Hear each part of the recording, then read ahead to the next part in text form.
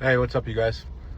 Just wanted to go over reasonable expectations to have with your loved one when you're trying to get them into treatment, or you're presenting the case of treatment, of rehabilitation services, of going to rehab, um, to have a good perspective on what that conversation looks like, the attitude surrounding it, and how many times it's going to happen. That's probably at least 3 or 4 conversations before that thought gets considered, with any level of seriousness as far as their volunteeringness goes.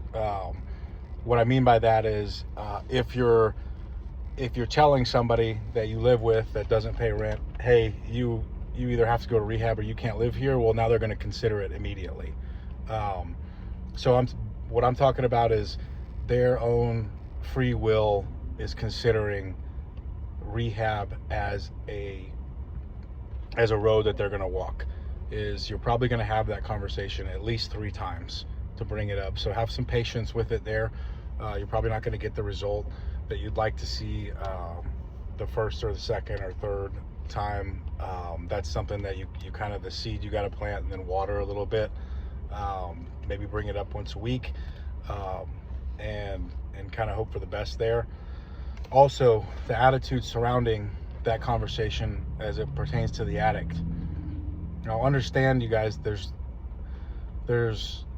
nothing exciting about going to rehab as much as us on the outside, the sober community, right, that can see things a lot more objectively and clearly than they can, while being in the tornado of addiction, can see like, gosh, this is a great decision, and you can go get your life turned around, and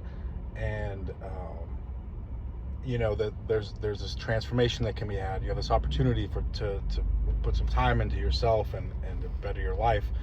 They're not seeing it that way. Okay. This is They see it more so as defeat. That once again, it's another failure, on their part of, well, we can't hold our life together, even within the midst of an addiction. It's humiliating, as it rightfully should be. I know it was humiliating for me, when that time came where it's just like, gosh, it's what else is next? What's my next check mark in the failure category? So understand that the attitude that they're going to have is not going to be one that we would have looking at it from the outside perspective. This is much more of a defeat. The mood's not very good. It's Nobody goes into rehab excited.